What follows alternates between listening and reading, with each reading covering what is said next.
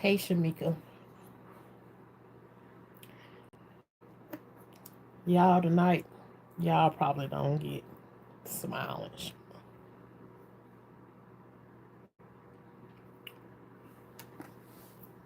My night was going very, very well. It wasn't the best. It was okay.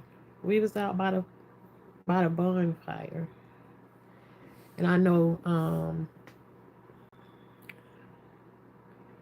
about a couple of weeks ago I told y'all, um, hey Jayla, thank you for joining us. About 2 weeks ago I told y'all, I didn't tell y'all who it was with or whatever, but I'm just gonna go ahead and say it because I don't even want to beat around the bush.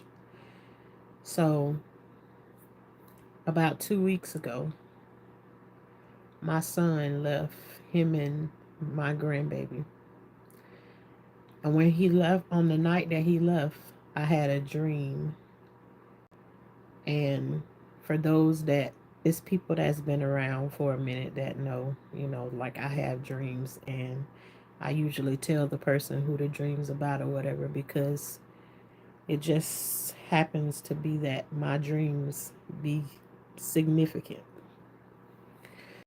So I had a dream that um, he was taking his son somewhere and they were going to be teaching his son some things that they should not be teaching him. Just like whatever he teaching him, they're going to be teaching him the opposite of it. Well, and I don't know this to be true, but I can, I'm just telling you how I feel about the situation on the inside of me. When I called him to tell him about it, I called him and I was like, hey, I had a dream.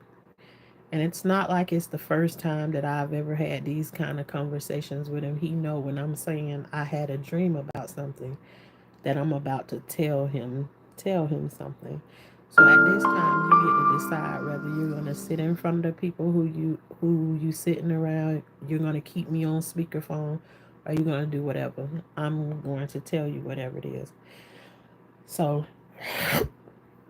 I say it, and I say to him, these people are going to be teaching your son um, the opposite of what you want him to learn.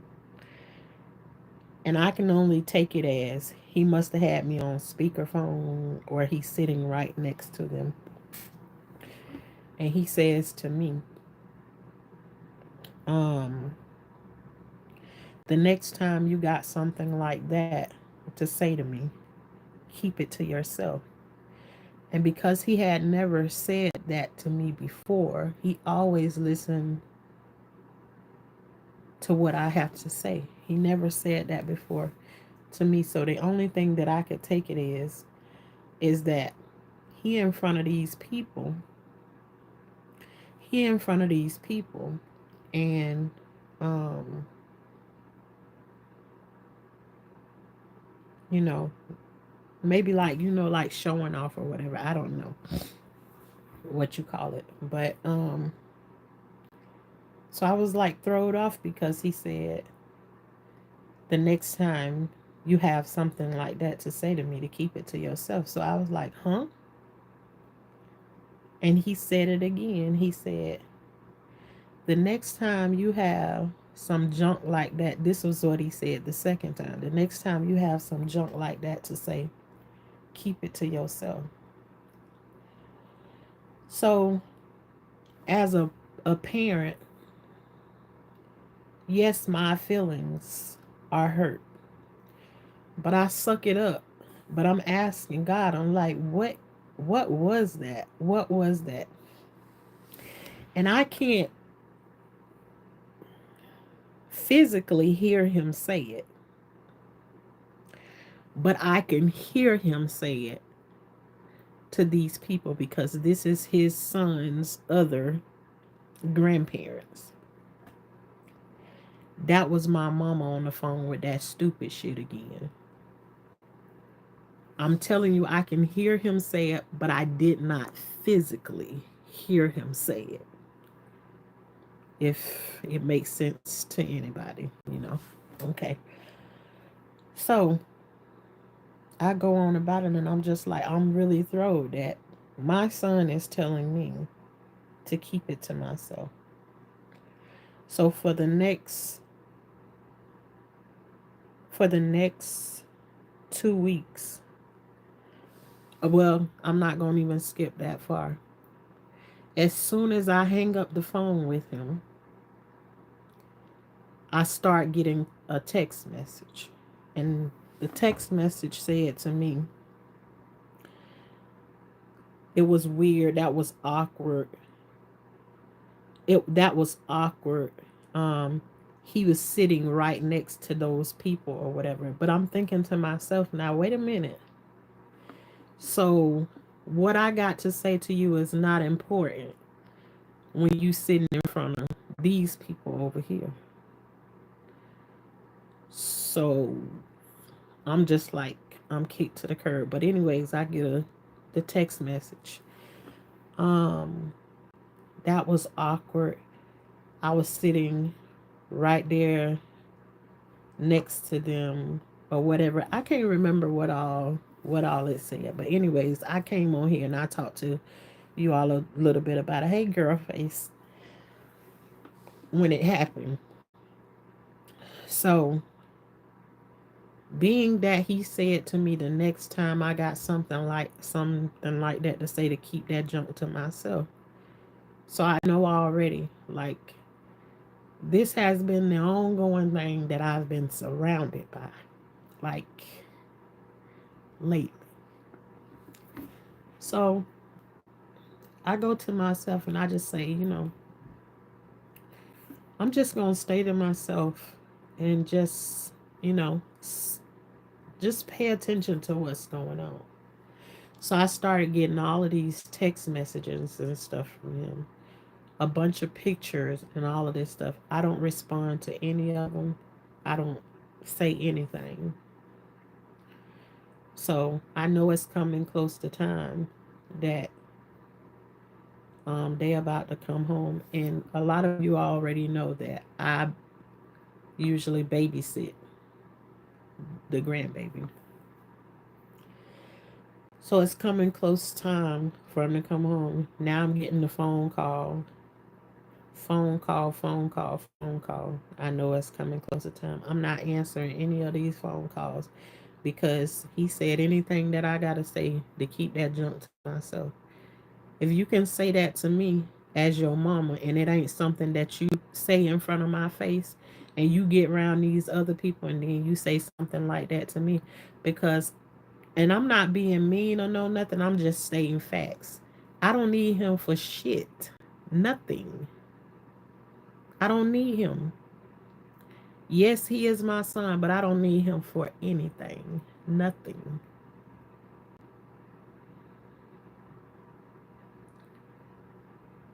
So being that you need me as a babysitter, how dare you talk to me like that? And usually that would be one of those situations that I'd sit in and be smiling and pretend like it didn't bother me. But that hurt my feelings. You sitting in front of these people over there and you gonna treat me like I'm nobody. So all last night, my phone going off until 2 something in the morning. I had to put my phone on do not disturb. So I knew it was coming real close time for him to come home. So the night we sitting out by the fire, and you already know me and my husband ain't on the best of terms, but it's my husband, my kids and stuff. We out sitting by the fire. The kids out there roasting hot dogs and stuff around the fire and everything. And so, it's going all right or whatever. And then a car pulls up. I'm like, oh, okay. Um, Listen, I don't got time for nobody's drama tonight. So if you come in here and say anything out of the way, you're gonna be gone. So go and get geeked up somewhere else for shit. That's what you do.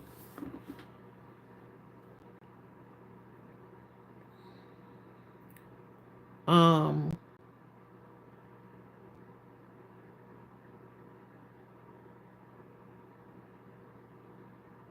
so a car pulls up, and who get out of the car? My son. And he walks up, and just like classic, um, it's like everything that I'm saying, I'm now not telling the truth. And I said to him, it seemed like to me you got in front of these people and because I said what I said, then you wanted to like throw me to the side, which I'm used to. That's something that happens to me a lot. I've told y'all over and over again. So, anyways, um, I tell him I felt like, he got in front of those people and he started talking to me like I was nobody or no nothing. He said, no, it wasn't that. He said the reason he told me to keep that junk to myself, he said he told me to keep it to myself because it hadn't happened yet, which makes no sense. If after I hang up the phone with you, when you tell me twice to keep it to myself, and then the next thing I get as soon as I hang up is a text message saying, well, that was very awkward and weird because they were sitting right next to me. He said to me that that's not what he's saying. I can take a screenshot of it and show it. Like, I don't have no reason to lie about it. What else? I said that because it had not happened. Well, then what was the purpose in you texting me and saying that it was awkward and they were sitting right there? That was an awkward situation or whatever. What was the point in sending that to me if, you didn't feel that? You didn't say that or whatever. So, anyways, I'm fine and dandy with that part. And then he is like, um, he said something to me, but anyways, it got loud and he was like, um, that he tired of trying to explain something to me, but then all of a sudden he says, and yeah, the junk that you dreamed about, it did happen. It happened on Christmas. And he started to try and tell me what happened on Christmas. And I told him to shut up. I don't even want to hear about what happened. I don't want to hear it.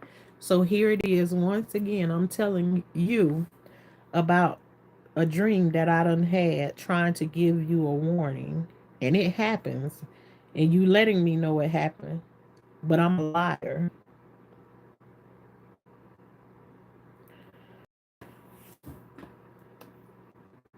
And then turn around after getting loud and say, well, I got to go to work tomorrow. Is you going to keep the baby or not? I said, no, I got something to do. And then he just started yelling and stuff and walking away. And then proceeds to tell me that I'm very petty. I'm very petty.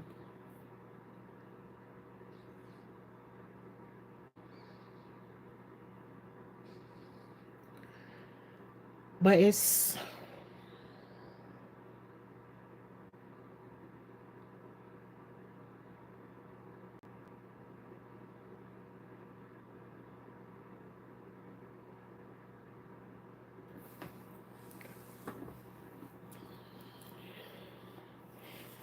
it ain't even the fact that He don't want to listen. But what sense does it make to know where your help comes from? And you get in front of these people that you're only there for 2 weeks, and you trying to show out in front of them on the one that help you every day. I don't get it.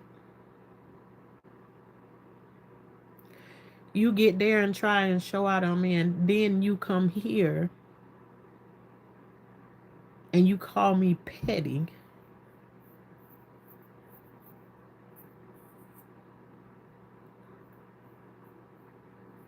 because I won't let you lie to me. So, right in front of me, he turns to my husband and asks my husband, can he bring the baby to him in the morning? And, you know, he say yeah. And I guess he feel like um, his chest is poked out at this time or whatever. But I just know at this time it's like, how much more of this do I have to go through?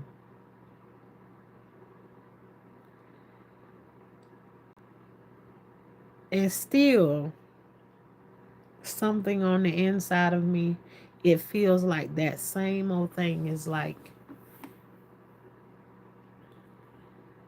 people don't want to do what they got to do with their own kids, but some kind of way try and make me feel guilty that I have to do it. And it's not anything like I want to take out on my grandson or anything. I love him. Absolutely, I do.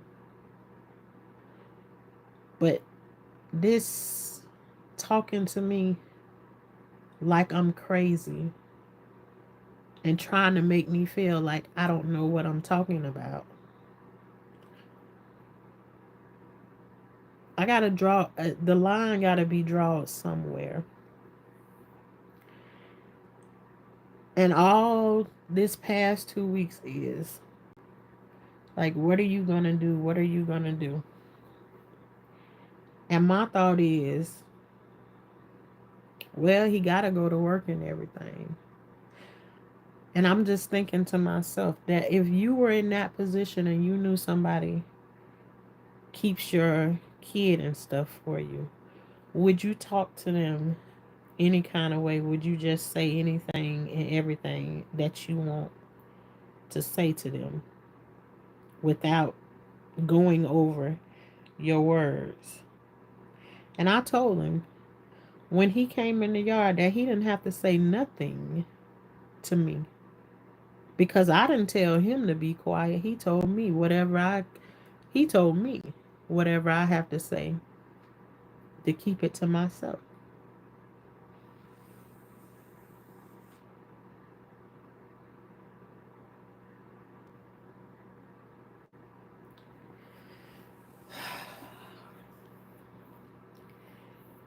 So in my mind, I just keep thinking over and over again, well, he got to go to work. He got to go to work.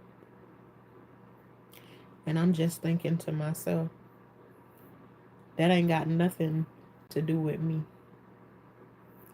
Nothing at all.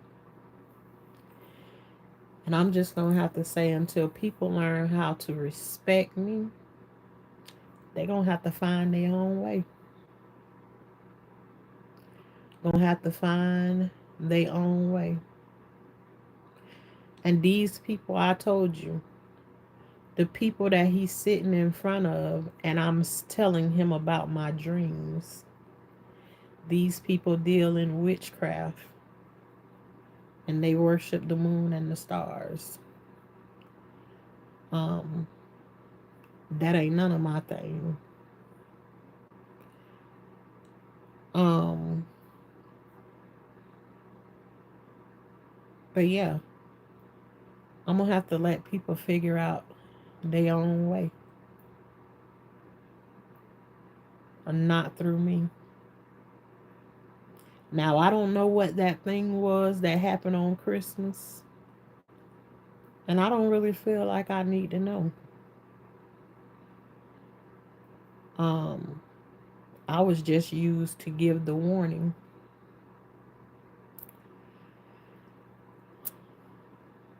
And my thing was I was gonna come on here and have a couple of laughs with y'all about my night, because the kids was out there playing games and everything. But just like that, life changes in a split second.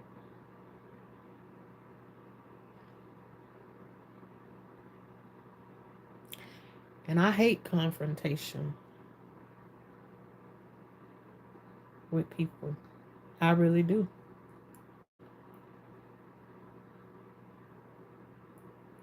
But I can't keep doing this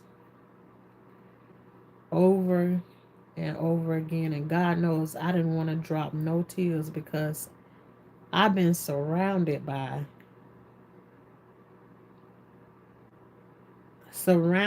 people in situations that done caused me to drop tears. And I'm tired of it. I really am.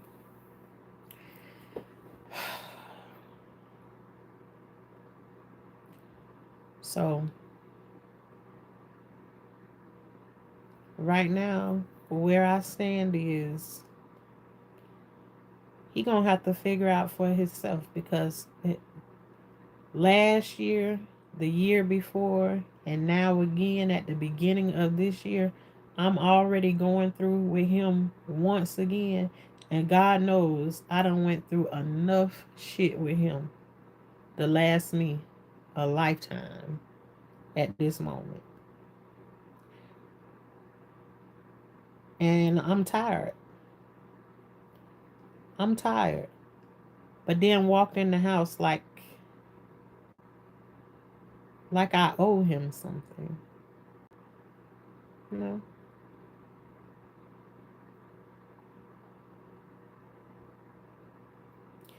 And so now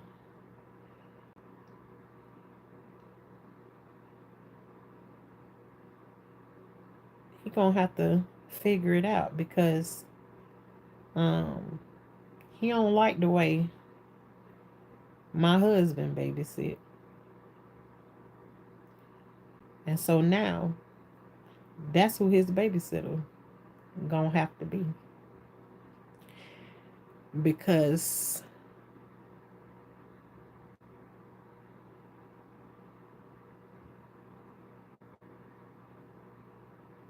it ain't gonna be me. It ain't gonna be me.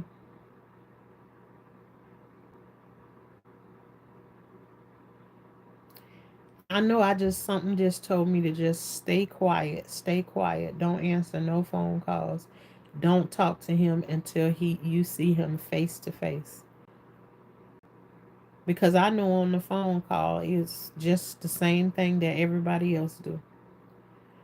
They can have good conversations and everything with you, draw you back in, make everything all right. I got 500 text messages from him while he was gone, and I didn't respond to now one of them, sending pictures and offering me gifts and all of this stuff. I don't want any of it. I don't want nothing from you. Nothing.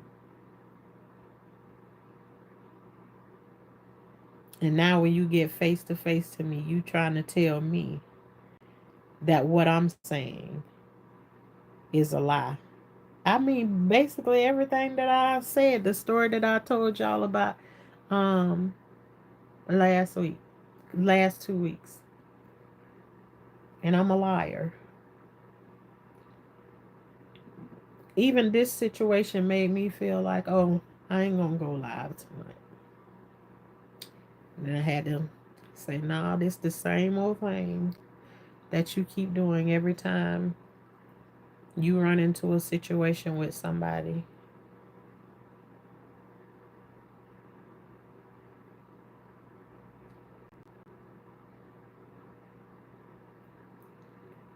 The first thing you want to do, because this is life with Tashana. You never know what you're going to get. Go ahead and talk about it.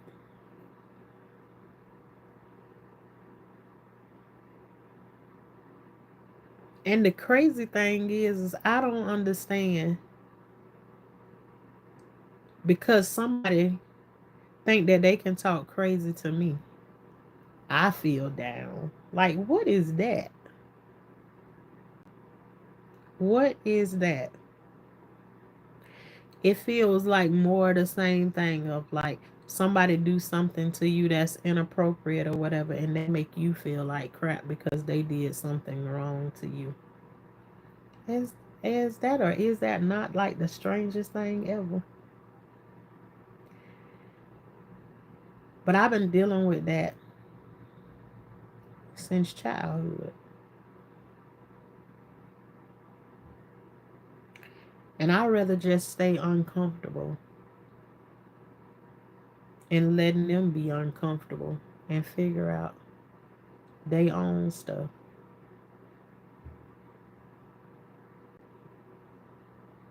And now I even feel like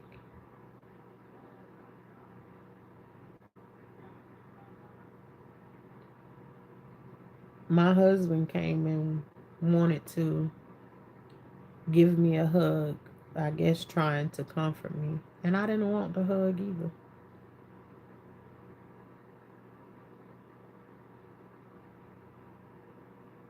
And I didn't give it.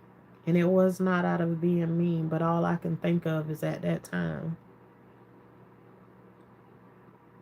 is here is the person offering me a hug, and I was in the same position with him a couple months ago. And so I didn't want it. And it's like I can still see that same reaction. And it's almost as not so heavy as it was before, but it's like, well, then the hell with you then. And it's like it's just surrounded by people that when you don't want to take their bull no more, it's your fault.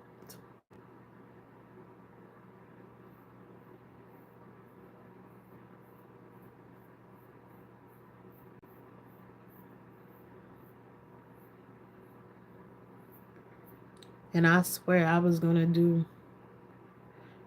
going to come in here and go back to journaling in my journal like I used to.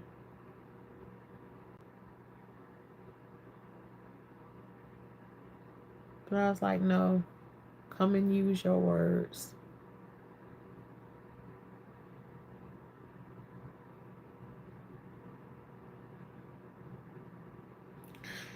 Come and use your words. And the one thing that I'm proud of is that usually I let situations like this right here take me way out of character. And I didn't this time. It was almost like I could see the demon just there mad and angry because I won't let him win. You can say I'm lying, and I'm going to keep on telling you. And I wouldn't let him interrupt me. Let me finish saying what I'm saying. And then for you, the next thing to come out is another lie. Unacceptable.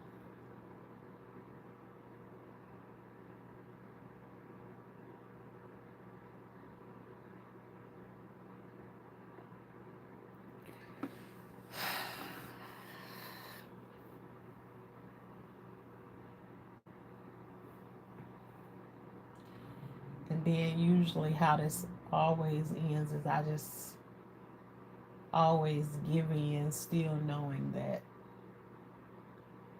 no, you ain't right. You ain't right. But I just give it up. So, because I don't want to feel like I'm the problem. in the room. I just don't want to feel like I'm the problem in the room. But how can I be the problem if everybody keep coming to me with their problems and they happy about me solving their problems until I don't move in a way that they want me to move in, and then I'm the problem.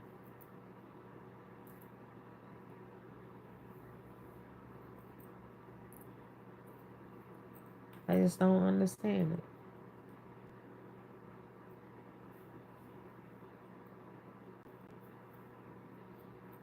I just do not understand it. And it's like this situation been going on and on and on for the longest. James Brown would say, I'm not going to let you take me out of myself. Hi, Raul. Thank you for coming through. It's just like, this is like a vicious cycle, and I feel like I'm being broken, but not broken, if you understand what I'm saying. It's like I always accept, Shauna, you're the problem. I always accept it.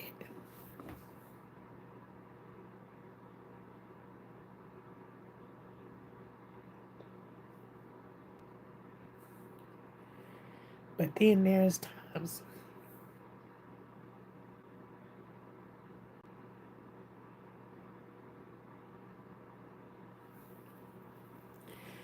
where I have to sit back in silence. You know, girl, it ain't you.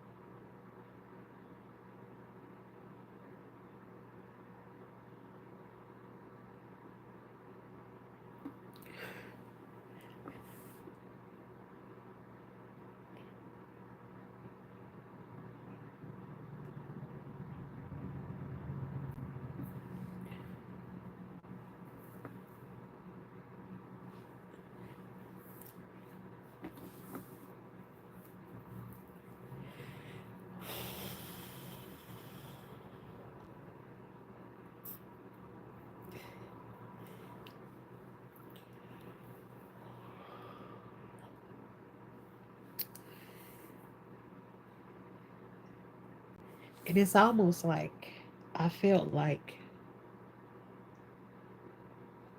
because of the night that I was having, like, oh, maybe it's coming to an end.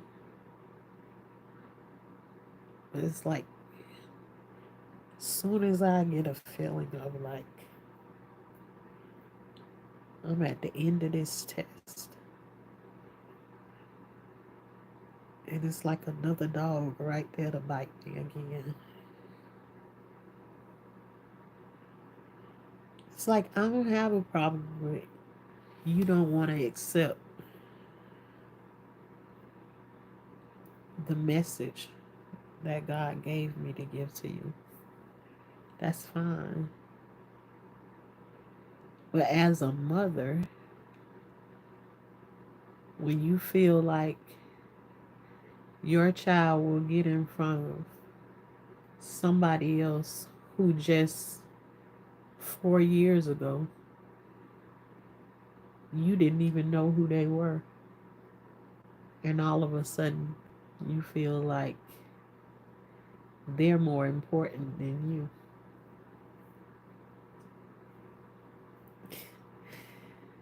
Um,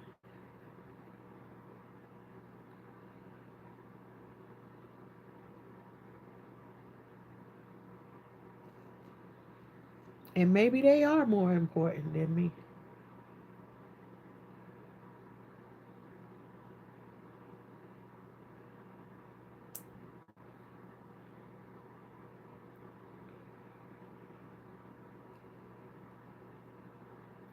But what I gotta do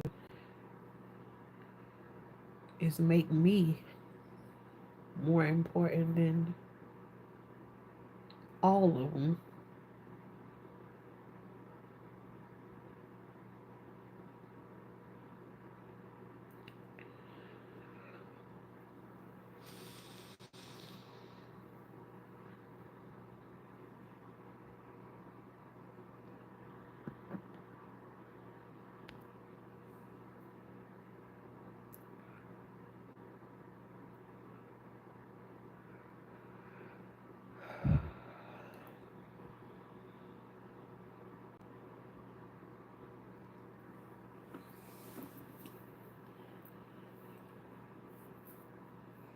I don't know.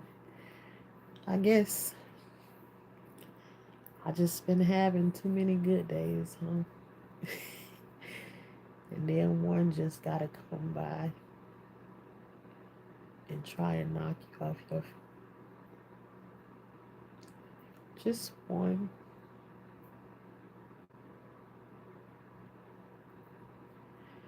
Yeah, and these the kind of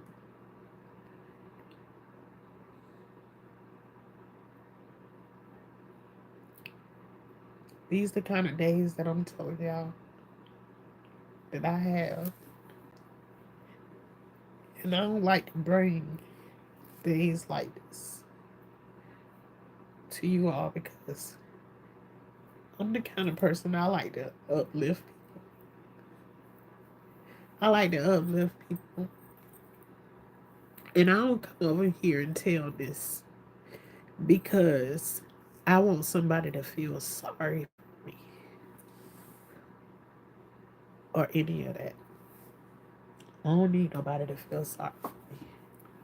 This is YouTube is like my journal right now. Because me writing in my journals is still was like stuff that was happening to me. It's still like a secret, like I'm hiding it. And only I know about it. So YouTube is now um,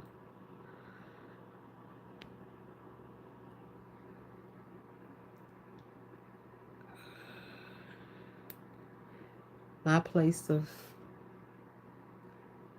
coming and just talking about like just real life and what's happening to me.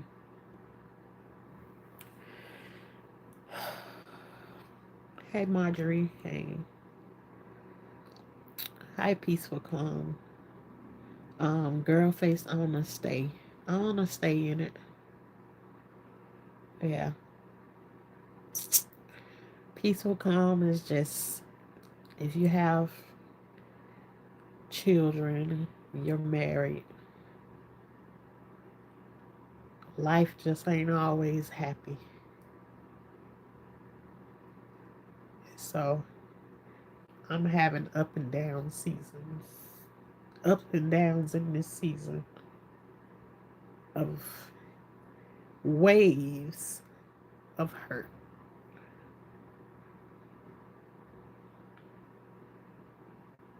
That keep coming.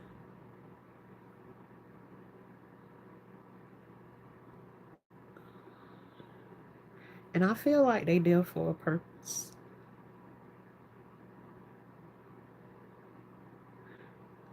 But you know, even when they got a purpose, it still don't feel good.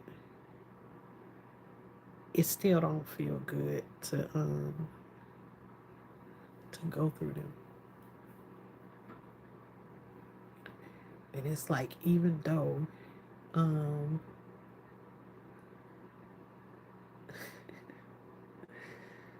um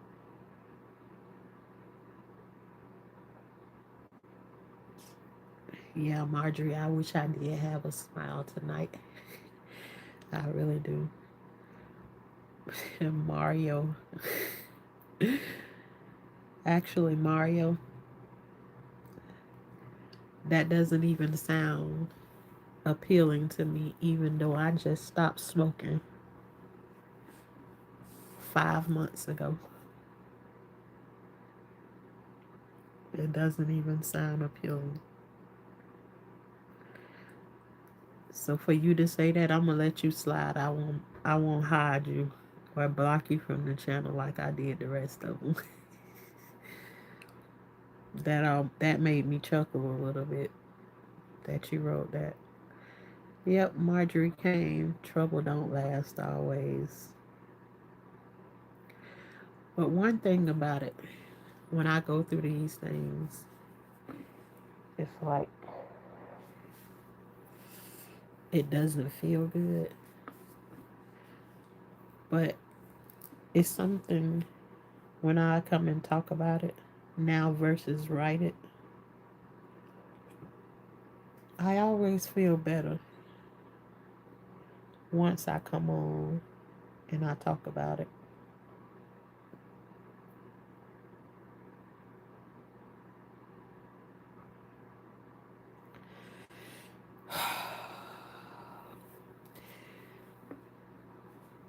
The problem gonna be is don't let me mess around and get to a point of where when this stuff's thrown at me that I don't feel anything.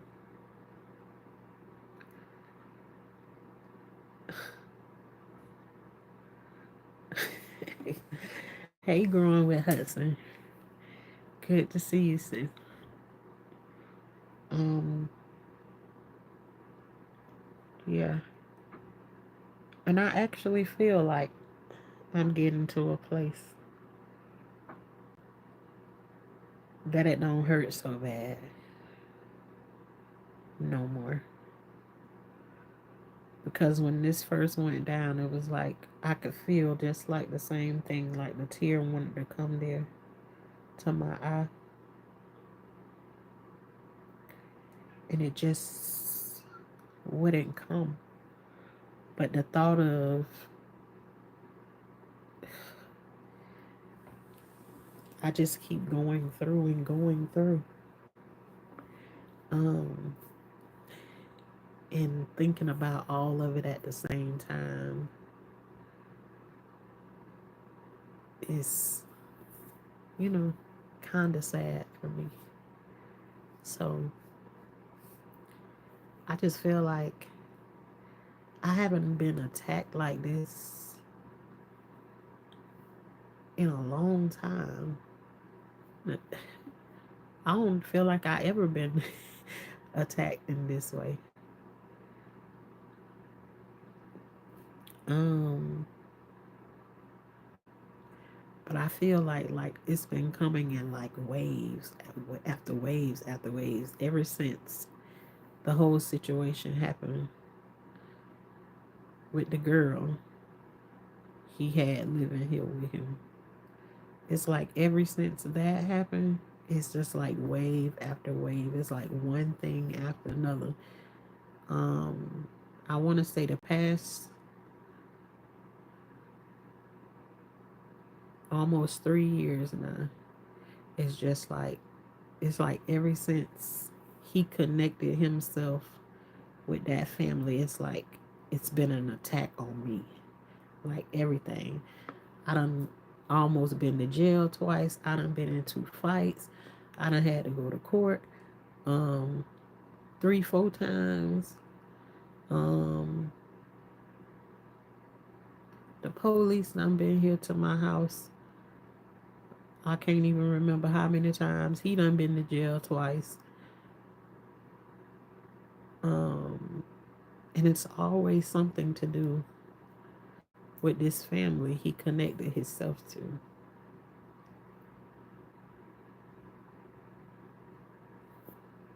So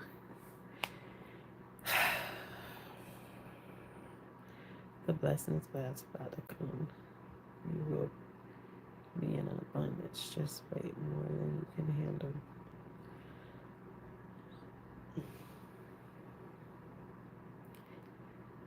It's just one thing after the other. What I'm glad about is that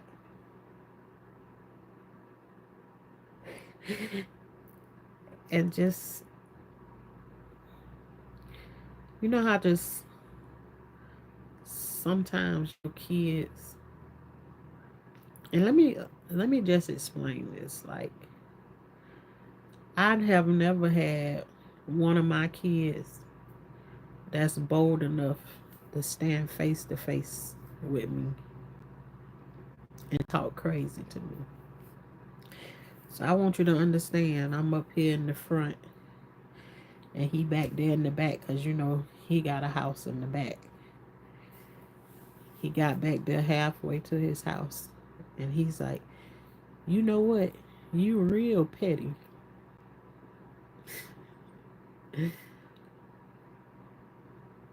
And I just was thinking to myself that just even that right there in its own, how dare you think you can say that to me?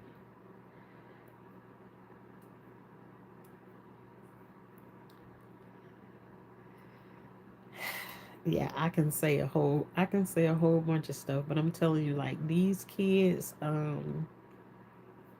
yeah, I don't know who they be playing with, but I you can get any one of mine and I tell you, uh-uh, not my mama. Not my mama. And usually,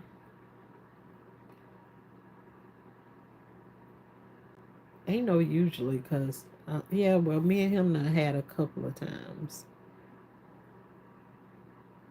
but he in his 30s, it would be nothing for me to pick up something and bust him upside his head with it, playing with me like that. But again, ain't have no energy for it, none whatsoever. I'm tired, and like I said, in this season in my life,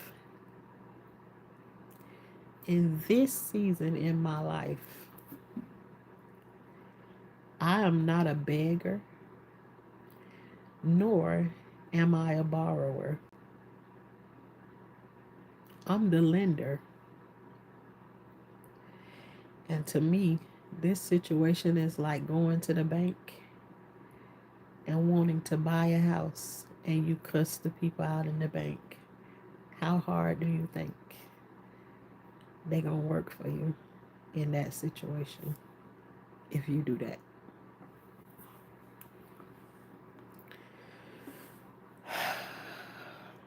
The devil knows who to send when he wants to come for you. We think when our kids grow up it will be easy, and then there's one. Thank you very much, Growing with Husband. That's one of the things that I've been saying for a long time is that you think that when your kids growing up, because this son is also the son that I done told y'all the stories about. But when he was a little kid, he ran away. He used to run away a lot. And um I didn't want my kids in the streets, so we had the police involved every time. Behind him, I done had CPS called on me 150 something, 152, 155 times. Um, the stories are here on YouTube. I can't even tell you how to find them. They up under my videos and stuff like that. But like, we have been through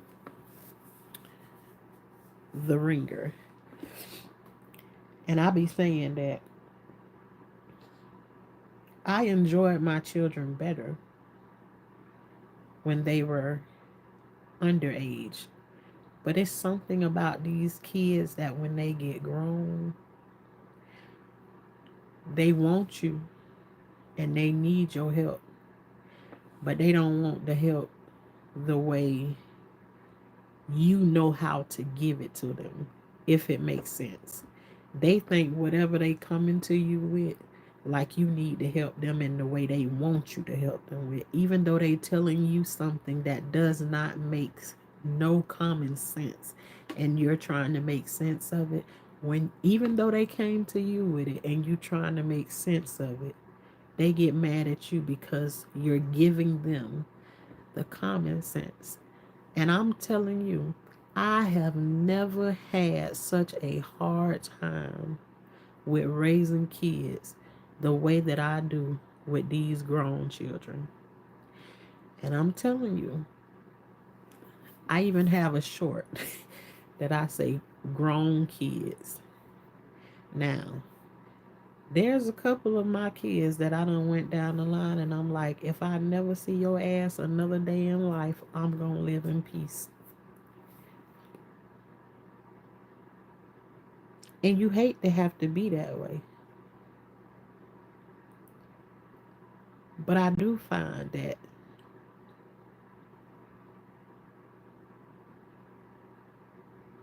with some of the ones that I done cut off and left alone, I do feel more peaceful. It's like you keep asking me, I don't bother with you. You coming to me asking me to help you through a situation that you're in. Then when I help you through this situation and you don't like the way that I help you, then you get mad and you turn it around and you do all of this extra stuff.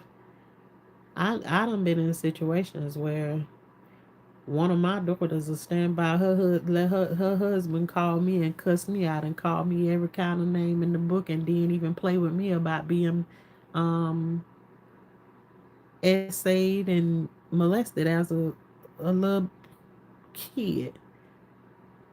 And she got the nerve to be mad at me. It's been so many situations, but I'm telling you, this has been the hardest thing for me. And now, yeah, I have, out of the 14 of them, I have some ones that absolutely give me no problems at all. None. But I'm telling you, at this time in my life, I still have 3 children that are underage. And those 3 children underage don't give me nothing like these ones that are supposed to be grown. Yeah, I gotta protect I have to protect my peace. And even though I say, if I don't never see their ass again in life, that don't mean it doesn't mean like you turn off your love for them. But it's something about you have to build that wall up. Because if you don't, these kids will want to continue with the way they rock in the world, and they want to come and dump it on you. And then they go ahead and continue living the way that they live. So it's like, as long as you're out of sight, you out of mind, I don't have to deal with your stuff.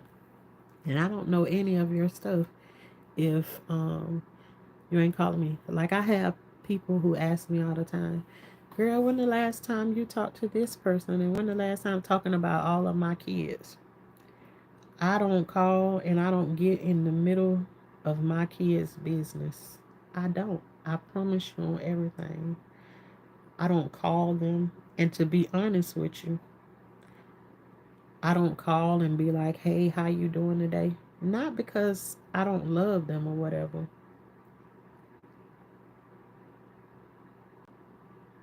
To keep my peace of mind, because if I call and ask, hey, how you doing? And, checking in on you, start to get into a conversation. And it's like, Well, I ain't call you. I ain't want to hear all of that right there. You know, when they start talking that way and everything like that, it's like, okay, yeah, it's time for me to mind my business. And kids think, for some reason, parents don't have no feelings or no none of that. They want to give you trash and they just want you to keep on taking it, keep on taking it, keep on taking it. Nah, I can't do that. I can't do it. So,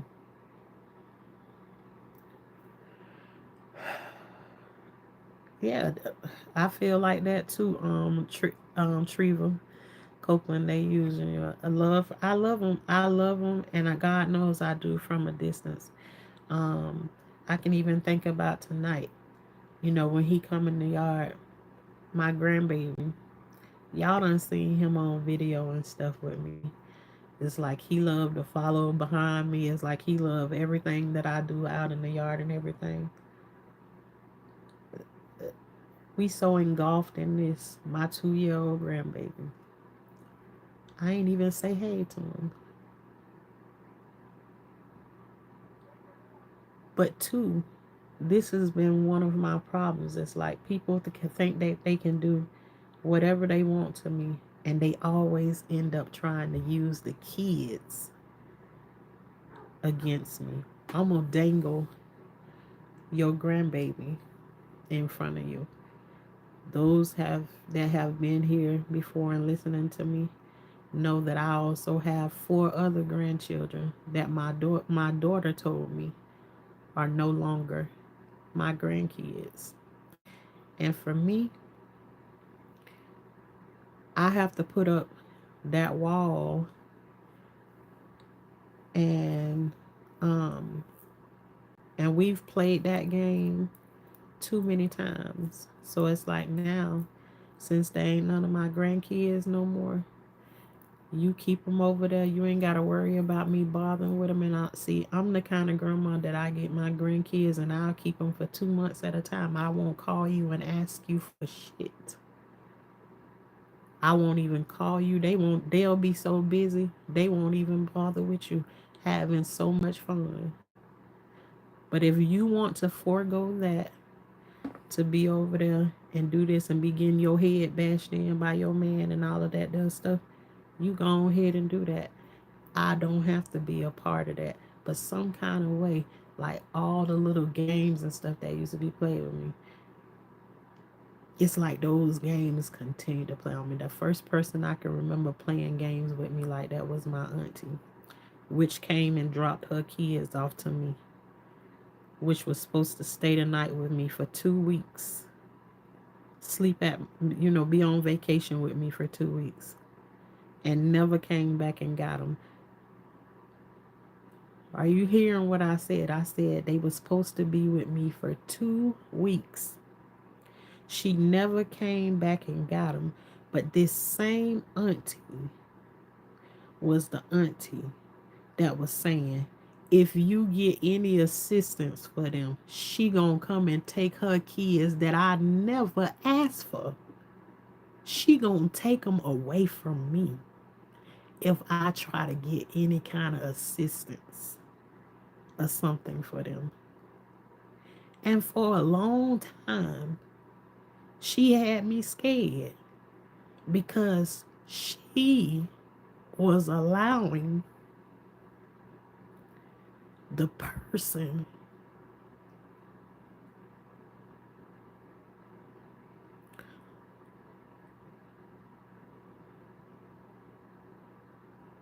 where one of my molesters lived.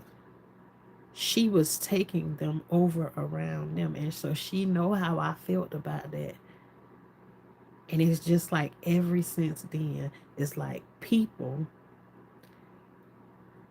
try and take and use and dangle their kids in front of my face. And now I'm just thinking to myself,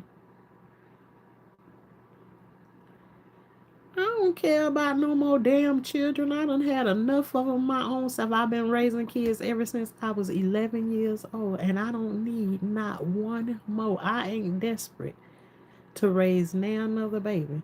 I got my tubes tied after having 9 babies. Got my tubes tied and still got another baby after. So I'm not begging nobody for no kid, but some kind of reason people just think, oh, if we take the baby away from her, then she'll submit to the process. Yeah, grown with husband. I guess so. I guess so. I'm just too nice. The only thing, he and his girlfriend just had my first. I read a few minutes. I was venting a few minutes ago about healing from severe sabotage and pain, and I see you pop up on my feed. Well, Treva, I guess we supposed to heal together. I knew you were going there. Yeah, it's yeah. I don't know. I don't even know. But I'm growing with Hudson. I really am trying to, but it's like this has almost been like normalcy in my life. And you know how until like it come to the forefront, you don't know you need to do something about it until it's like bam, hit you in your face. It's like you know how I be saying if it's on the inside of you, like I hate when like my old stories and stuff of stuff that happened to me when I kid when it comes up, it like it mess up my whole day. But in order for you to heal from it, it's gotta come up and come out. You know, like if you got a virus or something, sometimes in the virus you'll be vomiting or you'll have diarrhea or something like that. It got to come out some kind of way. So I feel like it have to come up to come out. So though I hate for those things to come, I know that it's a part of like the healing, but all at the same time, it does not feel good. It does not feel good. But I can say right now in this moment, I feel like because I'm talking it out, which I usually am good at holding it on the inside and just going somewhere. And I right now I'm supposed to be sitting in the dark with the lights off and just sitting in silence looking at the wall.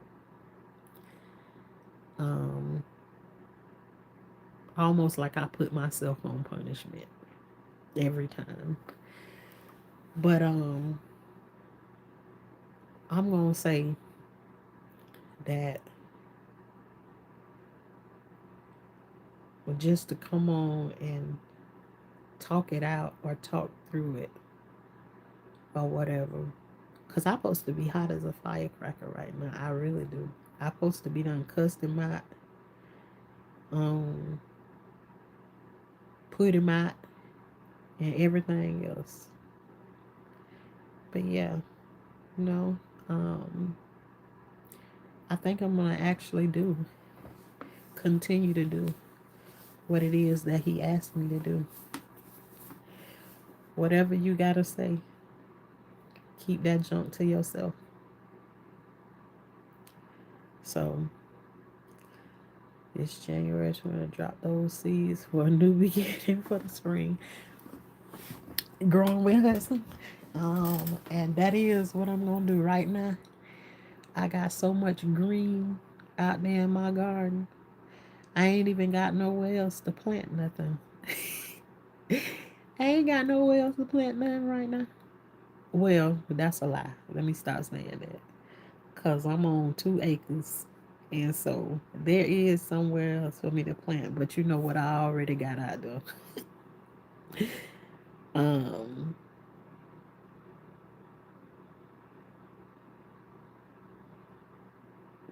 I got to create me some more clean spaces and stuff to plant. But right now, it's I see green everywhere, everywhere right now. In my new garden beds that I done planted, yeah, but I'm gonna say it's just I'm thankful to just have you all to come through and talk about. I know you didn't just say fish soup, girl face. You must want here to hear my story the other day when I tried callaloo for the first time. Not the fish soup. Ooh, child, I messed up somebody's house. Messing around with To me, I feel like fish only supposed to be fried. And that's only because that's how I grew up. But I know people cook fish in all other kinds of ways. That's why somebody was talking about salmon the other day. I ain't never ate salmon ever before. If it ain't fried, then I ain't tried. I ain't tried it. Um, mm-mm. Oof. No, I can't. I've never tried baked fish. I've never tried fish no other kind of way except for fried. That's it. That's what I grew up with. I never ate baked fish or none of that. My friend cooked callaloo. Her mother-in-law cooked callaloo, and I tasted it, and it kind of tasted like collard greens. But then, like after just sitting there tasting it, then the flavor. Not no salmon and grits, fish and grits. Now I don't know about the salmon. I told you I ain't never ate salmon before. If it ain't fried fish, I ain't ate it. I like bass and mangrove snappers. Yeah, those my kinds of fish right there. But nah, she cooked callaloo. Her mother-in-law cooked callaloo, and I tasted it. Just a little fork of it, and that fish taste came through on the back end of it, and I was like, do I taste fish? And she was like, oh yeah, saltfish. And she said it so happily. And I'm a very visual person. So here in the United States, here in Florida, let me just say, because I ain't all over the United States, I'm here in Florida. Ain't too many places you go and you just saltfish sticking out in your face, right? Or at least it's something that I don't never pass in the store or whatever.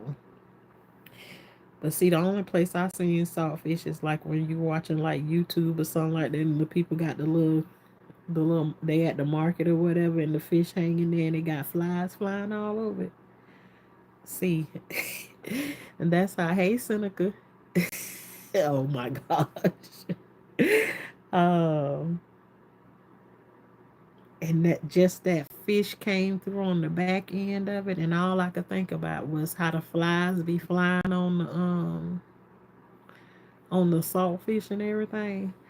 Honey, I couldn't make it to her bathroom fast enough. I wiped out the whole two vanities in the bathroom, the shower curtain, the toilet stool, everything in there. Looked like the exorcist had done happened up in that thing. Just took it out. So, um, oh, okay, that's a different, that's a different, that's a different combat this time, Seneca Bradley. But no, no, don't put your number on him. Don't do it. But oh, okay. So it's the same. Just I guess just the name that she gave it is just made me just like, oh my god. But again, I told you I ain't never ate no fish besides fried fish, and just the thought of it. And it took me 2 hours to clean her bathroom up. 2 hours. When I finally came out of there, everybody in there was laughing at me. I was so embarrassed though, because how you gonna taste somebody food and then go and throw up all over their bathroom and stuff like that? So even though I'm a big girl, this big girl don't eat a whole bunch of mm-mm. I don't eat a whole bunch of different stuff. I'm a very, very, I ain't no one that I ain't finna pick no restaurant that we finna go to and eat and no nothing. I let everybody else, y'all pick the restaurants. Um, y'all pick the restaurant, and cause I know wherever I go to, I find me something to eat. If it, even if it's a hamburger or a piece of chicken, I'ma find me something to eat. Don't worry about go where y'all want to go and eat it, because mm-mm, no, I don't. I ain't got it. But y'all, I want to say that I definitely feel better coming on here talking it through. I mean, I feel like a weight been lifted off me. I'm thankful for all the praying folks that came here. Now I eat some black beans. Seneca, we gonna have to find you a wife. We gonna have to find you a wife up in here. Y'all pray for Seneca Bradley. He need him a wife. He say he want a thick. Seneca say he 44 years old. I think he say he got light brown eyes, and he shoot, I forgot all the other information, but Seneca looking for him a wife. um, I just want to say that I thank you all for the prayers and everything. Like the oh, okay, you just want friends. Okay, then. Well, that's it. You just I don't want no wife, just friends. I want to be your friend. Okay, then. All right. Well, Seneca say he ain't looking for no wife now. Okay, then. All right, Seneca. Then I ain't gonna tell him to send out no prayers for you to find you no wife. Then shoot, I thought you was ready. Um, but I feel like the weight has been lifted. I definitely don't feel as heavy as I did when I first came on here tonight. So I really appreciate um y'all that sent up ones for me. And you know what I say about that?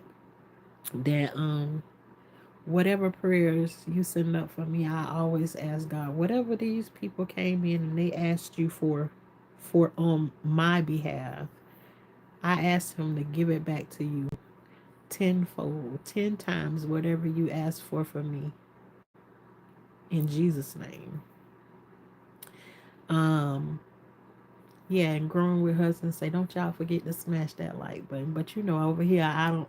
I try not to um ask people too much to hit the like button, because I feel like if you do, you know, sometimes I go to people's thing and I forget to hit the like button.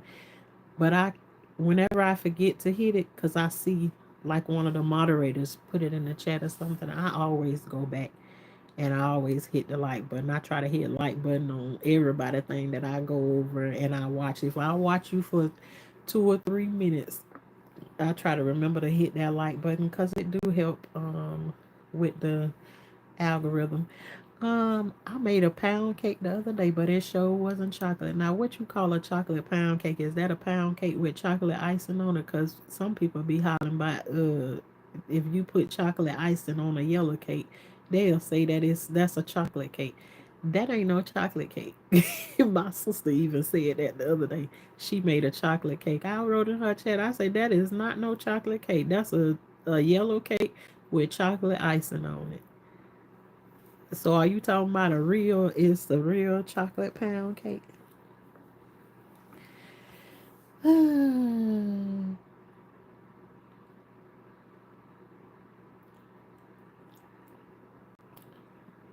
What do she like that you call her that? If she like it, then I guess ain't nothing wrong with calling her that. If she like it, I love it. Well, just think about getting my number, and when I see you again, you can give me a check. Lord have mercy. Put your number in here, son. Then everybody gonna have your number. You ain't gonna know who called you. You ain't gonna know who called you. You too funny. But y'all, I really appreciate y'all for coming through. Um and us talking it through. Usually I be coming on here, I don't be having a whole lot to say, but I do be having a lot to say. All at the same time. I feel I sometimes I feel confused sometimes with the stuff that I be going through or whatever. But to know that some of these things that I be going through, um, I'm not the only one that's out here going through those things. It's like every time I'm having some situation, there is always somebody else that's going through it at the same time that I'm going through it. I just kind of like to be the person that's already on the other side of it, that's encouraging somebody else. But I guess when you in that way, then God will always send somebody along to help encourage you through your moments when you going through yours. And I just want to say thank you all to you all, um, for helping me get through my night, because I definitely feel better. And yeah, and I'm still gonna say encourage you all. Grow some food. I don't know what I'm gonna encourage you to grow on here tonight, but anything that you go over there and buy out of that fresh vegetable section over there, check into growing it back. Get some of your money back, cause I know y'all spending a whole bunch of money in the grocery store trying to buy groceries these days. Cause these groceries do not be playing. Do not be playing. Thank you all very, very much. All right, go ahead and put it in. Let me quit playing with you, because I am telling you, I'm not gonna write your number down. Everybody gonna have your number except for me. I ain't finna write it down. But I put it on everything. And actually, your name's Seneca Bradley. I'm related to a lot of Bradleys. I would have you to know. I'm related to a lot of Bradleys, so you might be one of my kin folks while you playing. You might be one of my kin people. Where you from? Where you from, Cynical? I'm telling you, I'm related to a whole bunch of Bradleys.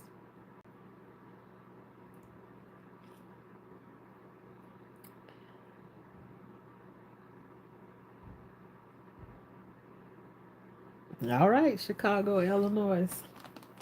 All right. Well, I'm telling you, I'm related to a whole bunch of Bradleys. A bunch of them. I put that on everything. A bunch of Bradleys. All right, Marjorie. I know. At least I have a smile. It's like right now, I don't even feel like my voice is shaky like it was, because, yeah, just I feel better. So I definitely feel like if my weight was, if it was 10 pounds when I came in here, right now it's 3. So I'm leaving. It's kind of like going to Bible study. You go to Bible study and the word is specifically for you, and you walking out of there and it's like, ooh, I needed that. It's like going to the hospital. That's what I feel like. James. James Bradley. Martin Bradley. Okay, that's 2 names that I done gave you. I can't give you my whole family name, but yes, I'm related to lots and lots of Bradleys. So, yeah, and they all over the place. All over the place.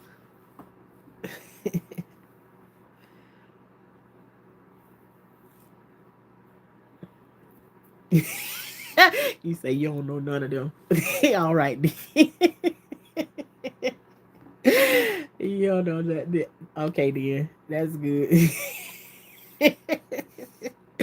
Y'all have to just Seneca Bradley is like the person that comes through and make me laugh whenever they come through on that he just somebody that like to joke around. He been like that ever since he came through here the first time, and he all right with me. It ain't, I don't take it serious or nothing. I just take it as it's a laugh. So thank you all for and now I'm smiling before we get off of here. We good. It's no incest. It ain't gonna be. It wasn't gonna be none anyways. I already told you I am married, and I'm a married woman going through some issues right now. But I know it's gonna be a matter of time before it's gonna be all right. And if it ain't, I still ain't looking. Well, all right, y'all. Remember to grow something, and then maybe tomorrow we'll come on here and we'll have some real laughs and everything. I got some things to go and do tomorrow for real, for real. So, um, but you all have an amazing night, and thank you all once again. Talk to y'all later.